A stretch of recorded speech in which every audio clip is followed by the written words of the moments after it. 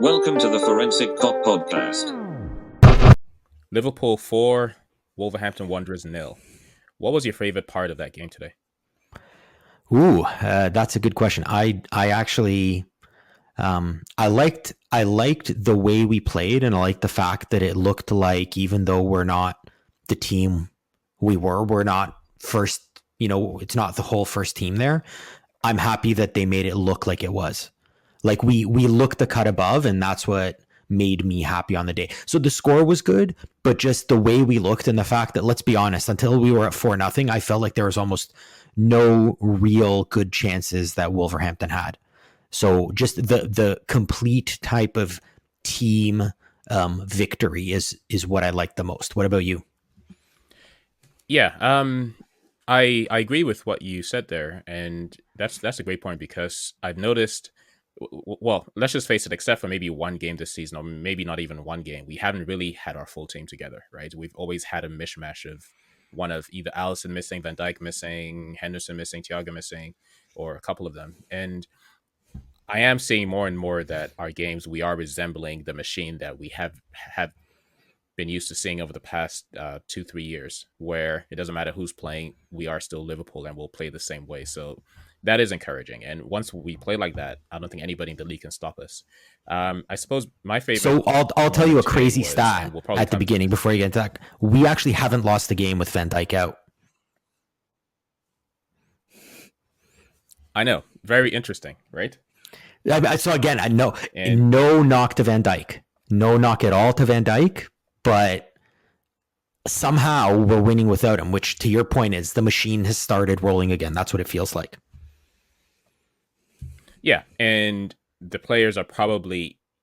So I think it's if we lost Van Dijk last season or the season before, I don't think we would be winning as many games without him. But I think we've become so mentally toughened that they're almost taking offense to the fact that nobody's expecting them to continue winning without him, and they're raising the game as much as they need to cover for the fact that he's not on the team. And Matip, Fab, Phillips, whoever's come in, they've done a pretty good job. And the one person I feel for the most in terms of their future is Joe Gomez, because I honestly don't see how he fits into this team. But I'm praying for a speedy recovery regardless, and I hope he can come back stronger, whether it's at Liverpool or anywhere else.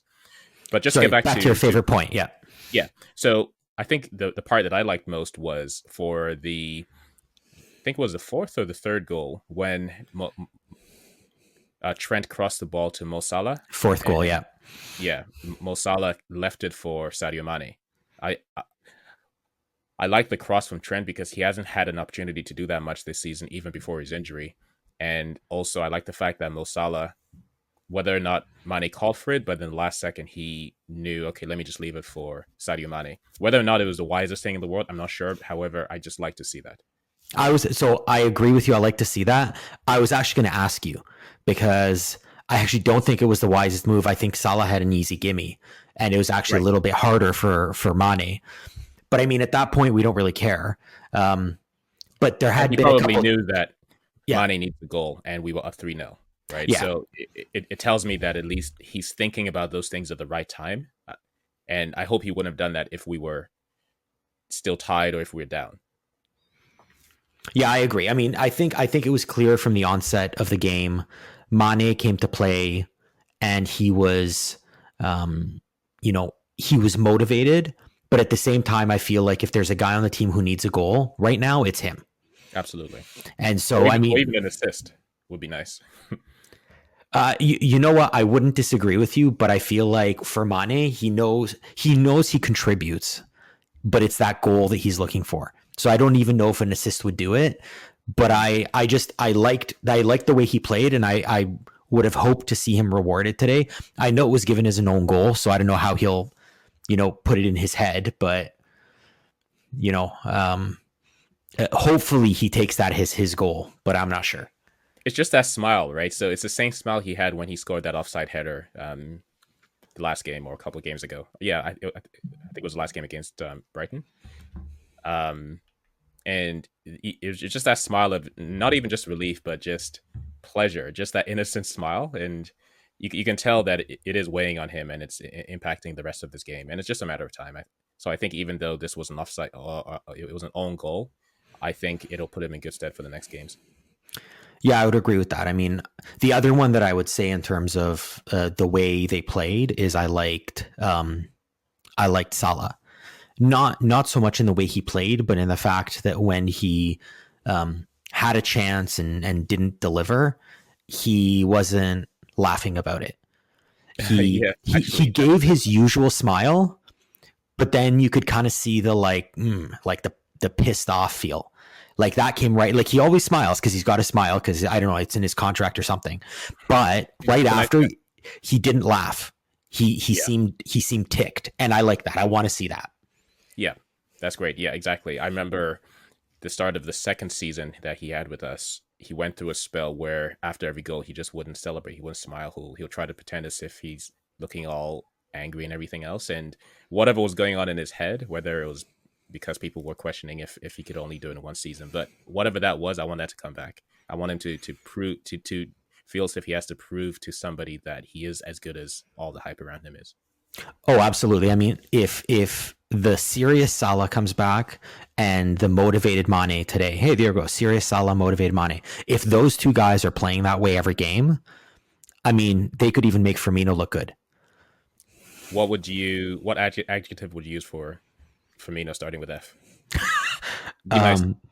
I was going to go with has been. I don't know. You know what it is? I feel for the guy. I think he knows what he wants to do. It's just whether it's the magic has left him, the muscles aren't there, whatever it is, he just doesn't seem to have it right now. And I don't know if he'll ever get it. And you know, I mean, there were some decent plays in the game, like the karate kick ball that he sent to Mane, was it?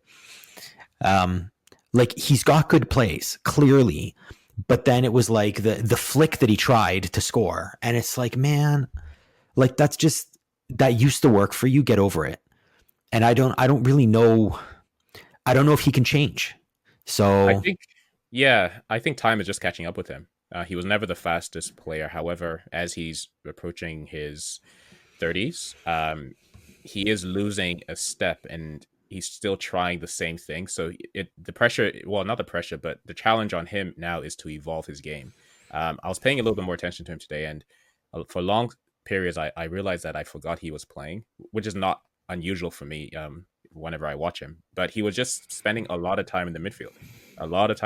And I remember about a month ago, I read that he started his career as a holding midfielder, which I thought was interesting. So I think if he stays at Liverpool for more than 2 seasons from this point on, it will be a bit painful as he begins to evolve, almost like what we saw with Steven Gerrard when, as he became more of a holding midfielder. It was painful to watch, but by the time he got used to the role, we all accepted that this is the new version of Steven Gerrard that we have to get used to. So, they just need to decide how they want to use him. But I believe that the days of him doing the samba dance and flicking and scoring and no looks, I think that's over. Well, I think it's over, but I think he's done it for so long and it's so ingrained in him that he doesn't know how to move past it. And that's a problem because he's, you know, there are some guys who know, okay, I can't do that move anymore, but I think he's just done it for so long, right? Guys bring stuff into their repertoire, get rid of it, stuff like that. Like, you know, but he's had it for so long and it's worked. Let's be honest. It worked very well for a very long time. But I mean, today there were times where he had this, I mean, what unfortunately is the new standard, just giveaways for no reason that make no sense. He's not under pressure. There's nothing really, like no compelling reason for him to give that ball away. And yet he still does. There were times that he was, like you said, just kind of out of the play. And it was kind of weird. But then there were a handful of times where, you know, he looked good. He seemed to know what he was doing. He's still, you know, the mind's still there. He just needs to, as you said, evolve his game.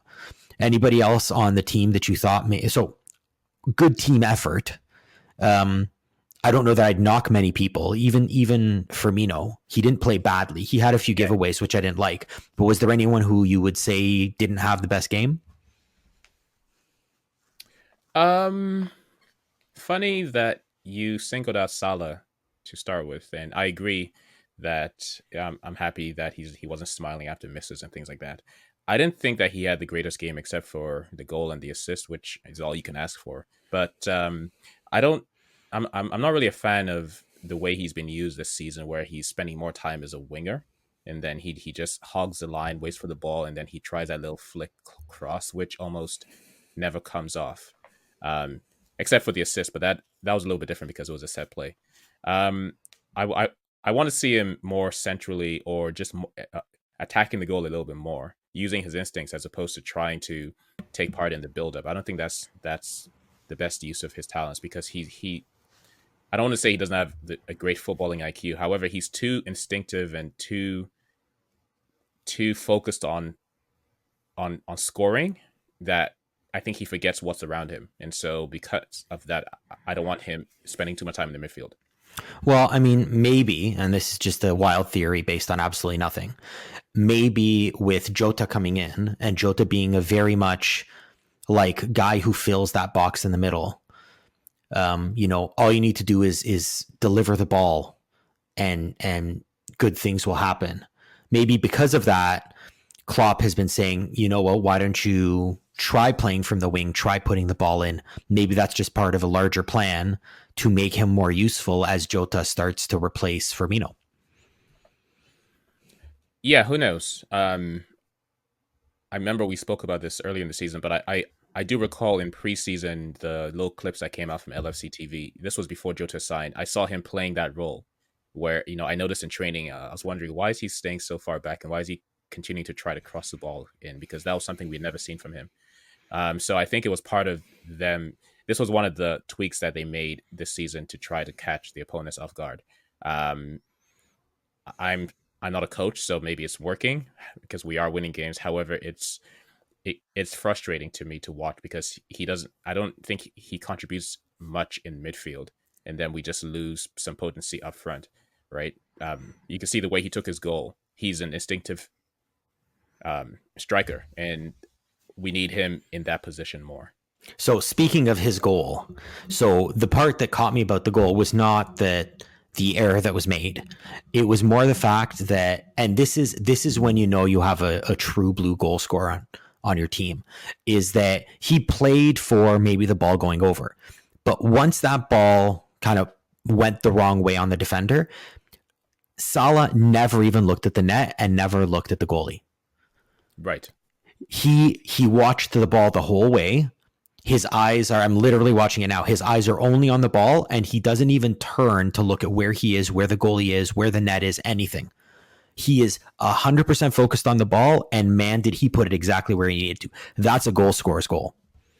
Yeah, and I would say in our team, only himself and Jota have that pure striking instinct. Mane, of course, he's potent whenever he's in form, but as we saw today, there's a couple of headers that he had where you could tell he wasn't quite sure what the goal was, right? So more than just headers. There was one very early in the game where he had a good chance in the box, and there was another one, I think, in the 50-something minute that it was run down the wing, cross back to him, and he should have done more with it. So I would agree with you. I feel like when it comes to a pure goal scorer, I think Salah was the lone guy we had, and I think Jota's there now too. But I mean, that was a beautiful goal. I mean, moving on from Salah's beautiful goal, and I'm sure we'll debate this for a while. What did you think of the non-penalty shot that was called as a penalty against us? So the first thing I want to say is it's so refreshing having VAR on our side, or getting one over VAR for once. No, that wasn't even getting one over. VAR getting it right, and VAR not sinking us. Right. Both of those seem to be like new. It's kind of sad and reflective of the season that rather than us saying, yeah, it's good that VAR got it right, we're saying that it's good that they didn't do us wrong. So that just tells you everything you need to know about VAR. Yeah. That's how our season's been going. Yeah. What do I think of the implementation of VAR or the incident itself? The whole thing. Okay, so in real time, I thought that, what is Mane doing? Why did he kick him in the box? That's the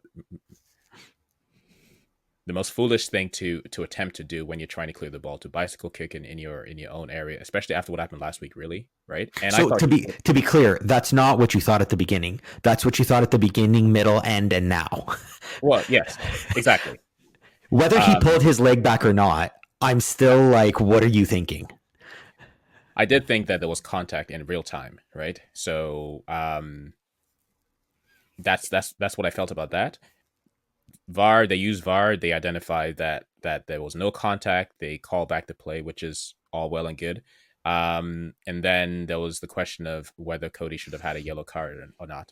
While I agree that in theory for diving he should have, or I wouldn't have been shocked or disappointed or thought otherwise if he was given a yellow card, but at the same time, you know me, I'm not a fan of just giving yellow cards for every single offense or every single quote unquote dive. I think that there have to be levels, and there's some blatant dives where somebody is deliberately trying to con the people around them. Even last week with Welbeck, even though he was clipped, I mean, he walked and then he fell. That's ridiculous. That's a dive, right? In this case, I think Cody was preparing and anticipating the contact, and like it or not, the way that these players are trained and brought up, they when they anticipate contact, there's a way that they respond naturally, right? So he anticipated contact and he was already like, oh, I'm going to get hit, let me fall, right? But then when he realized he wasn't hit, you could tell he was embarrassed, and he just got up. And if Wolves were ahead, or if he hadn't contributed in the goal, it's very possible that he would have told the ref, yeah, no, there was no contact. But he's a captain, he made a mistake, and he's trying to look out for his team. So to be clear, if you go down with no contact, that should be a yellow, and like 2 or 3 of those in a season should be an automatic red. So I just want to be like, to be honest, I'm sick and tired of diving, and it's absolutely ruining the game, and stuff like that needs to be punished, in my opinion, very severely. To your point, the one last week where he took 3 steps and then went down, I mean, I don't even know how many yellow cards you can give to that play, because that's just the most ridiculous thing I've ever seen. To me, what I would say is, when they showed replays of the incident, the referee's view of it was blocked. So I would agree the referee saw it as contact, and that's okay. He called it as he saw it.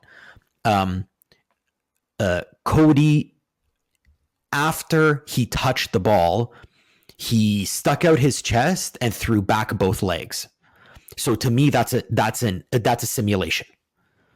Right? I mean, that's not a natural way to fall, and that's not a natural way to defend yourself if you're about to get fouled. If you want a lesson on how to defend yourself when you get fouled, look at what Salah does. He's always skipping out of the way. Yeah. So in real time, did you think, was there anything about that sequence that looked abnormal in real time? Because, there's some dives where in real time you can tell that is not a normal. I'll tell you, it looked weird. Okay. It looked weird because when your foot gets hit like that, it doesn't shoot out the back.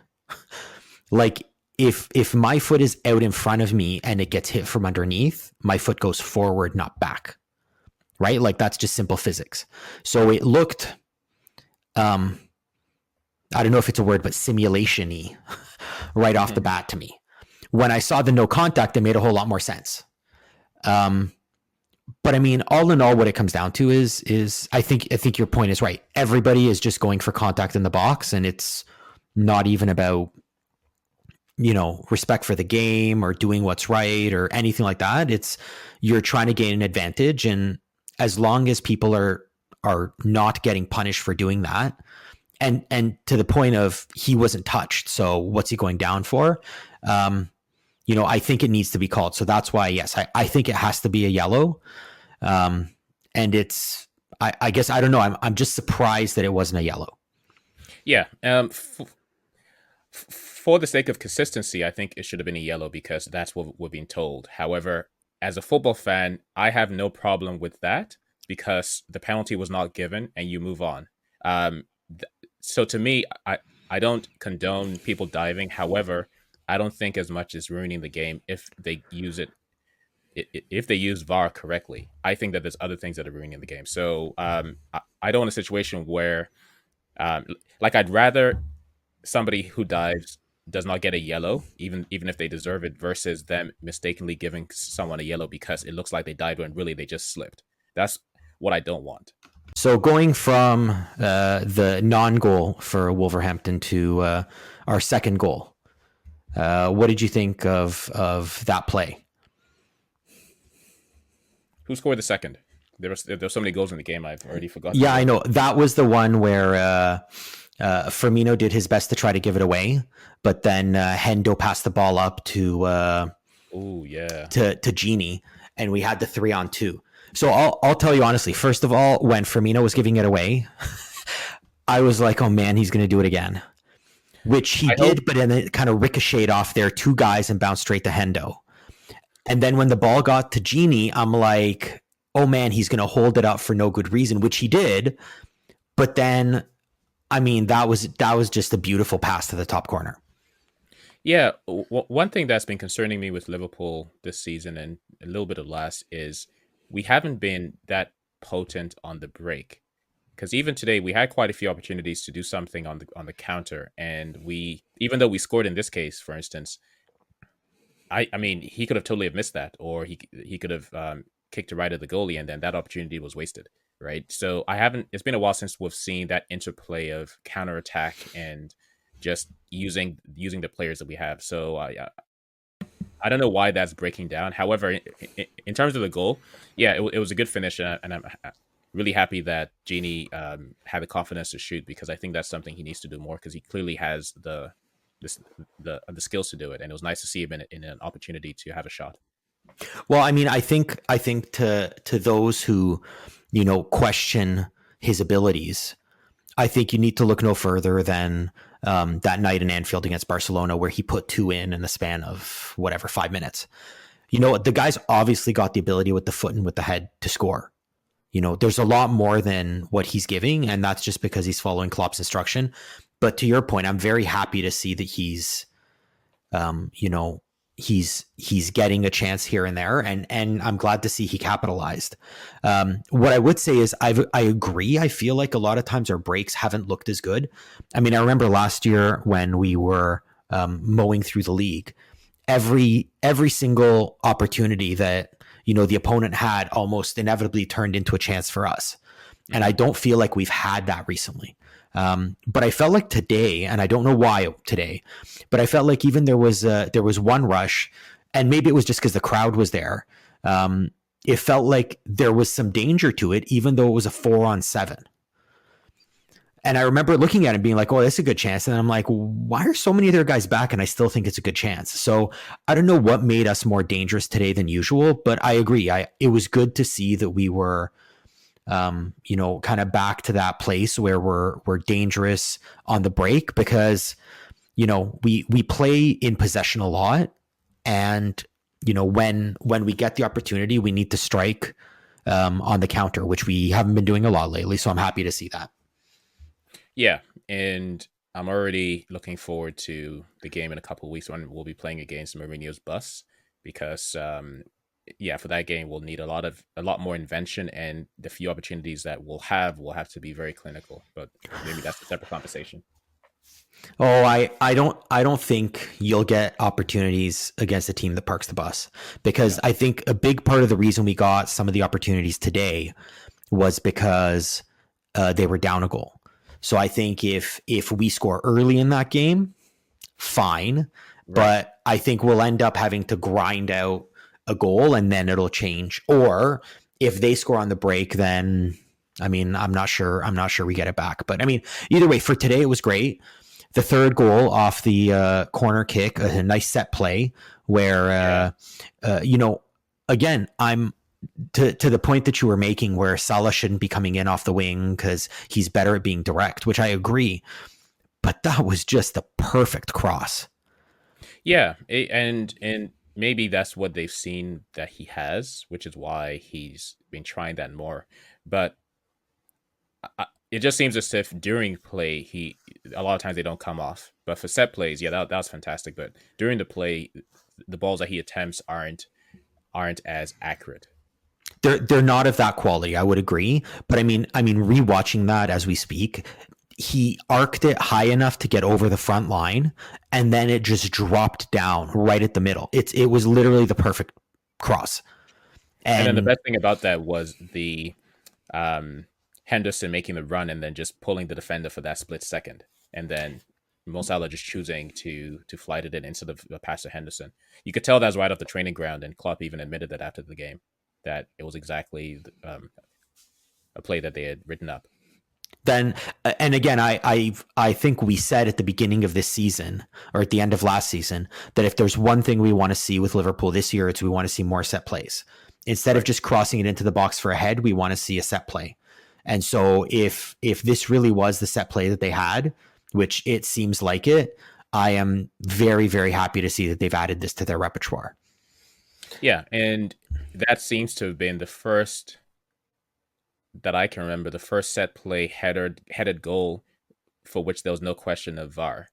Usually, pretty much all season, we have been trying, or we have been attempting to score set plays, and we have scored quite a few, but then VAR always gets involved. So it was nice to see that Joel Matip was nowhere close to being offside. Yeah, no, he made a perfect run. It was really good. And again, fantastic goal. Nice for Matip to get a goal too. You know, he's off and on injured, but it definitely gives him confidence to keep going. And again, it shows that Liverpool does have some sort of threat in the air on corners and set plays, which with Van Dijk out, you know, is sometimes a bit of a question. How nice was it to see Van Dijk in the crowd, by the way? Oh, it was too nice. It made me think, oh man, like, is he closer than we know? Yeah. But of course he's not. Right.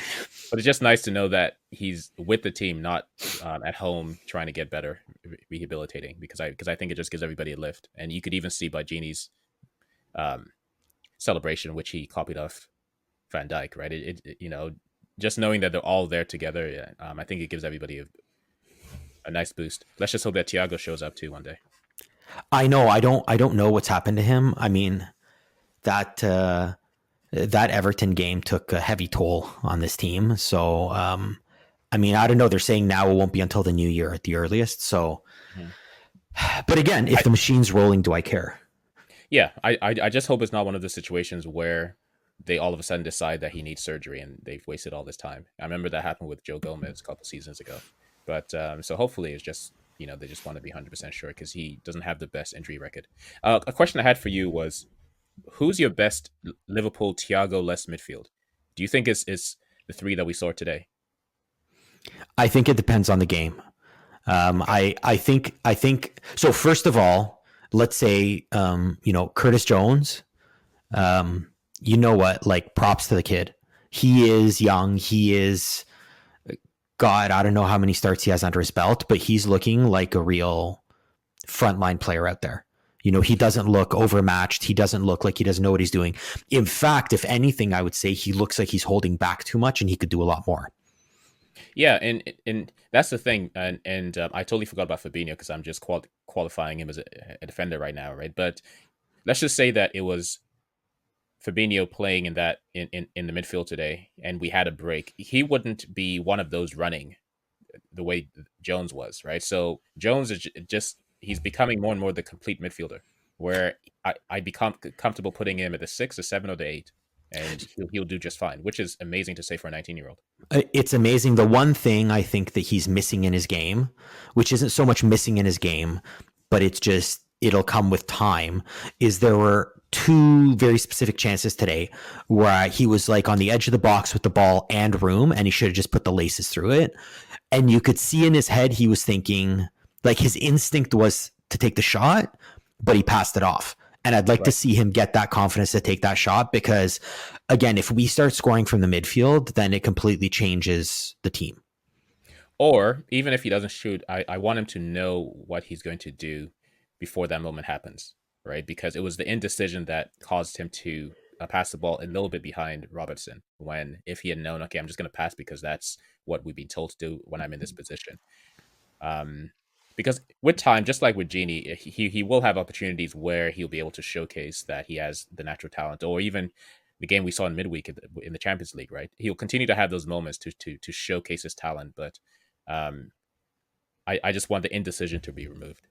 I agree. In terms of the midfield, I mean, Hendo's got to be there. And if you're playing a team that's willing to give us chances, I think you want Gini there as kind of the grinder. If you're playing a team like, that's going to park the bus, I think you need someone else there. I mean, the ideal would be Thiago, obviously, but if you don't have him, I think you need Keita. Yeah. And I think that's where it's going to have to be to generate those chances. The other one that I did want to talk about is, what did you think of the non-penalty call for Salah? I know what you think.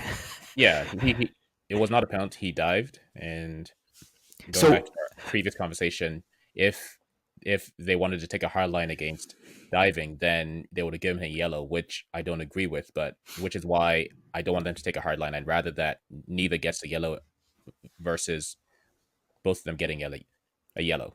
I'll make two comments to it. One, I don't see a yellow as fitting because there was contact. I mean, even it was Cody who made he ran right into him. He didn't have to do that. You and I both know that he didn't have to run right into him, right? He ran right into him and then he fell. Agreed. Cody. So I've watched it in super slow mo because that's how you have to judge things these days, apparently.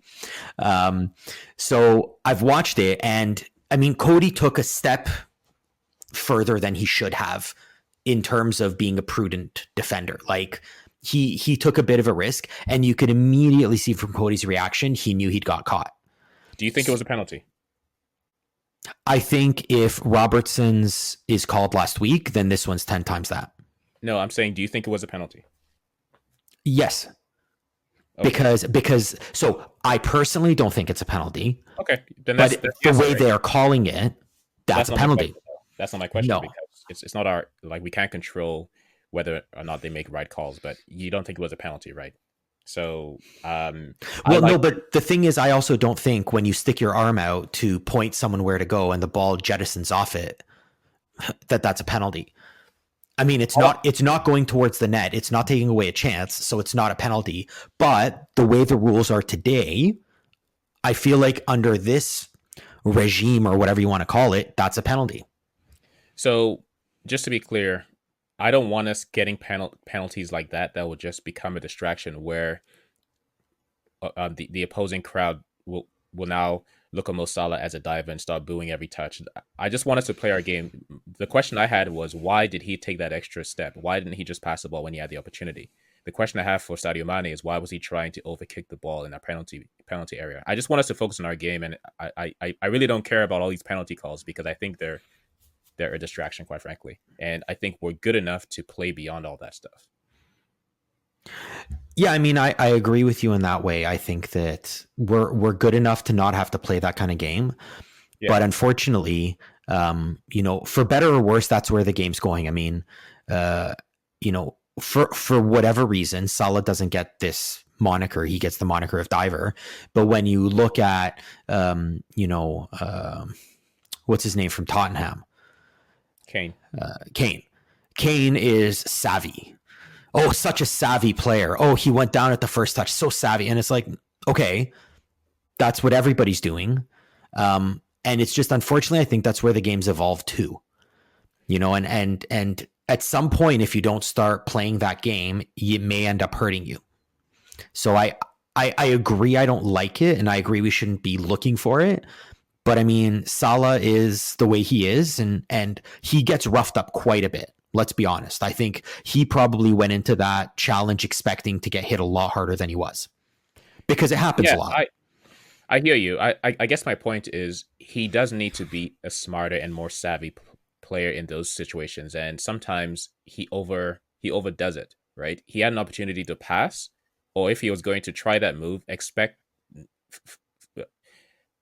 that it doesn't come off, right? But I've seen him roughed up a lot more, or in situations that were more viable of needing to be called a penalty than that one. That particular move to me was just clumsy and unnecessary. Agreed, but we've seen less called for a penalty. Yeah, but that has nothing to do with this game. No, I know, but what I'm coming back to is that's unfortunately where the game is today. Right. Anyway, so I mean, moving on. It's. I think we've already talked about the last goal. I think one of the things we definitely have to talk about is Kellher. Well, Hmm. it depends which half it was. In the first half, it was Kellher. In the second half, it was Kelleher. So I can't believe they got the spelling of his name wrong on the jersey. And his literally your first EPL match in your life, and they get the spelling wrong. That's got to suck. But what'd Or you think of him? on the flip side, it's brought more attention. Now everybody knows his name, right? It's true. There you go. That's the Yeah. way to be positive about it. What did you think of his performance? Yeah, I honestly, I mean, I thought it was great, and I'm not saying he's the best keeper in the world, but it's nice to know that we have a goalie aside from Allison. Well, actually, even including Allison, but Allison is that good that he's able to get away with it. It's nice to know that we have a goalie that you just expect to do the right things right and not try anything ridiculous, right? And that's all you ask for in a team like Liverpool. So with Adrian, he tries to be a player who we all know he's not, right? And Kelleher obviously has the footwork, but he's also a very instinctive goalkeeper too. So it was just nice, and you could tell that it just gave everybody confidence around him because of course they see him in training, so it isn't like they're thinking, "Oh, who's this kid? Is he good?" They already know what he can do, what he can't do, and it gives them confidence. And yeah, so I think he's officially our number two right now, and I think that's fantastic for us, for everybody. Yeah, I mean the one thing that I saw in him that I really liked is I felt like he was not overcome by the moment. He attacked the ball. He Right. came out and he made proactive plays to prevent things from happening. Which I mean, honestly, Adrian doesn't even do, and he's been in the game for a lot longer. And there are times where I'd like Allison to come out, on a cross a little bit earlier, but he stays on his line. So again, I think he did a great job. There were two or three headers that could have been better placed. They ended up coming right to him, but again, that's also a testament to how the position that he was in, and understanding the angles and understanding where the ball's probably going to get to. So good for him to be there. He wasn't really challenged at any point. I thought we played well defensively, and he was just in the right spots that he needed to be. And I think to your point, I think he's the unquestioned number two right now. I can't imagine there'd be anything that would send Adrian back up the ladder. And I guess I look at him as, one of the lessons that young players can take, which is, when Allison was acquired, he could have looked and been like, you know what, I'm never going to get ahead of this guy, and he's going to be here for 10 years. I just need to go. But he's been, not biding his time, but he's been spending his time watching the best keeper in the world, learning from him, learning from his work ethic, all of that. So, it's clearly paid off. You can definitely see the confidence. You can definitely understand what this guy's been putting in every day. And so I'm very happy that he had his first EPL win and clean sheet at that. Yeah, and we've had this conversation before, and I've always thought, and maybe I still do to a degree, I've always thought that the other young goalie that we have, who's currently on loan, Kamil Gabara, is a better goalkeeper and has a higher ceiling. I've always believed that from what I've seen in watching them when they were playing for the under 18s and under 23s. But over the past couple of years, we've continuously heard Klopp and the staff say how good a goalie Kelleher is, that he's really good. He has a lot of potential. And I just never really saw that in the few games that he would play in the League Cup or whatever. And the fact that Grabara has been sent on loan and Kelleher just stayed at Melwood to train with the team and to continue to be nurtured under their watch, I guess they saw something in him that they knew maybe he has more potential, but they don't want him to they don't want to take the chance of having him go somewhere and then something going wrong and then he misses his window, right? So he's a lot more confident now than the few games I saw him play last season. And I guess they were right all along. There is something about him. And in fact, I was really looking forward to seeing how he would do against a penalty, to be honest with you. Well, I mean, again, I'm happy we didn't have to find out because that would have been ill-timed. But I agree. I think, again, I think we're at the point where we no longer have to question anything that Liverpool management do. But So my another question that I had: any other thoughts or individuals on Liverpool that you wanted to talk about? Because I actually wanted to say something about Wolverhampton. I just want to say kudos to Nico Williams. He got that yellow in the first or third minute, and he played a controlled game for the rest of the game, which was nice. There was one opportunity early in the first half where I think he learned from last week, by giving away the penalty, that he wanted. You could tell he wanted. It was almost the same position that he wanted to go in and try to clip the ball, but he just let it go. So I was happy to see that. I do think he's still a little bit rash, but yeah, he played well.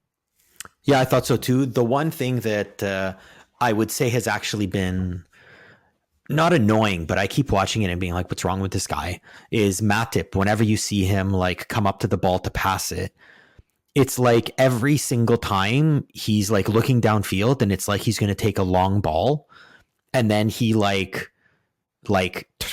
turns his foot at the last second to pass it over to Fab. And I'm like, man, like every time he's doing that, like you're not faking anyone out. But I've actually started to realize in watching today, I actually think I'd like to see people do that more, because it's clear that essentially when he does that, until the very last second, you can't tell if he's going long or short. Right. And because of that, I think it puts a lot of strain on the defense. And eventually they become like me, where they're like, oh God, he just keeps doing this. And they just don't react. And that's when you catch him. So, I mean, kudos to Matip. I don't see other people doing it, but he does it virtually every time. And I think he knows what he's doing. I think it's a bit of a setup, and I just haven't seen it before. So I like to see that. The one thing I will say I was maybe a little surprised at today was the tactics from Wolves. I didn't think they were very good. Not even as a team, but like we talked before the game where we expected Traore would come down Williams' side, because if you're going to go at someone, why go at Robertson when you can go at Williams? And they didn't do that for the whole first half. They did it for the second half, start of the second half, until Alexander-Arnold came in, and then Traore went back. And I'll be honest, I thought Traore played a kind of nothing game. He could have been there, he could have not been there. It made absolutely no difference. He had a couple of chances where he could have made something happen, and all he really does is just go to the corner now. He doesn't really seem to have that shot or turn into the middle that he used to. How old is he? I think he's 24, 25 now. I think he needs to leave.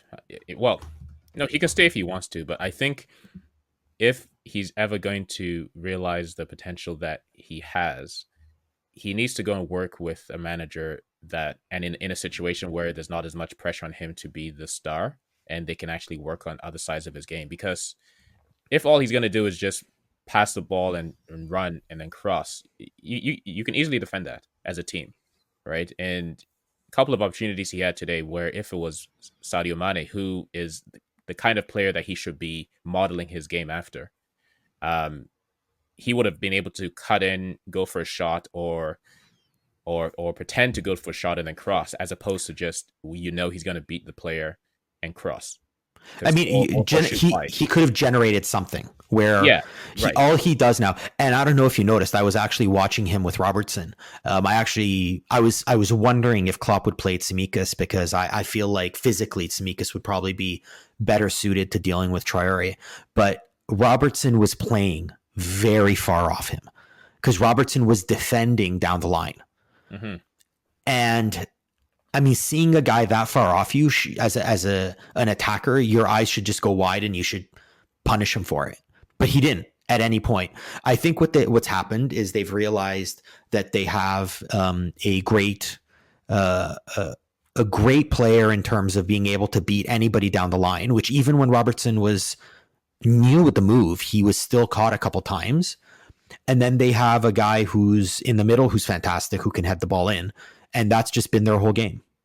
Except that guy's now injured. So that's where I was going. Unfortunately, with Jimenez injured, what are you going to do, right? He was crossing it to, then Donker, I think, was there and they had some chances, but with Jimenez there, I think they would have gotten a goal or two on those crosses today.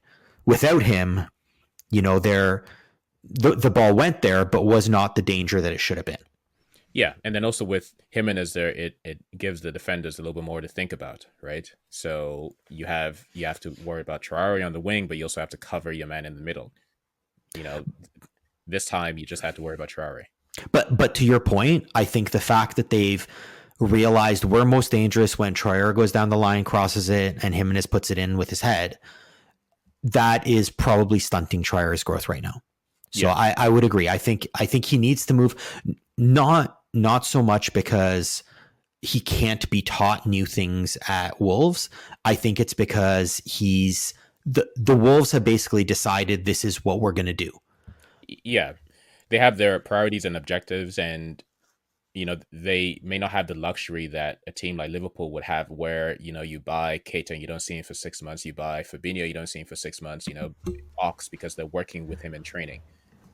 If you're Wolves and you're pushing for top 8, you have to play Traore all game, every single game, right? And you have to just continue doing what's working for you, because those are pretty much the only weapons you have, right? So I agree with you. Wolves is a great team. They have a great coach, a great setup, and everything. But if he wants to become a top 15 player, which he has the potential to be, then he may want to start pushing for a move to the right environment where he can be given the attention, where his game will expand. Yeah.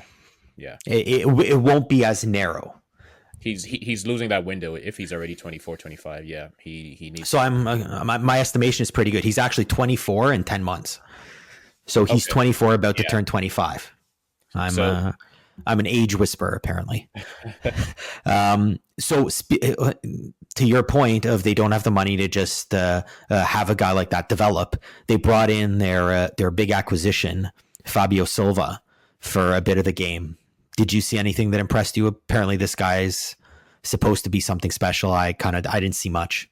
The only thing I saw was his physique. I mean, if he's already that big at 18 and he's as good as, or he has the quality as they say he does, and that's a good thing, right? Because it means that he doesn't, there are a lot of kids that have all the skill in the world, but they're tiny and you don't know if they're going to fill out. To fill out. But with him, he's already there physically, and so I think that's great, and I think it's good that he's in the EPL, because that's it's a league where he will be able to use his physicality as a striker.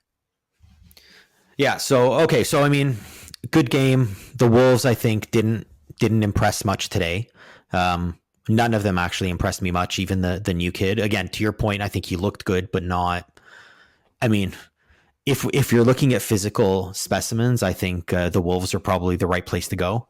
That kid does not look like an 18-year-old, and Traore does not look like a person. So, they've got that down pat. Now, if they can just transfer that into some wins. But again, good win for Liverpool. Who would you say your man of the match was for Liverpool? Ooh, I say Henderson, because I think there are a lot of, and we seem to say this every game, which is a good thing. There are a lot of possibilities for man of the match, but just as a team, they played well, and he just kept things ticking. He didn't have a spectacular game, but he kept things ticking. And I don't like to look forward to games where we don't have either himself or Thiago in there, because I don't know what we do. He was just a heartbeat of our team. Yeah, I agree with that. I'm not against it. I'll go with Kelleher. For what? For a guy. So the reason I'm going with it is not even because he was that spectacular, because there was no oh my God, can you believe it saves, but he was a solid B, was there every time he needed to be, and made, as far as I could tell, no mistakes. And just, it felt different when Wolves were bringing down the ball and crossing the ball. I was expecting no goal, where I'd gotten to the point with Adrian where I was getting antsy every time. And so just, if I'm getting antsy, then probably the defenders are a little bit antsy too.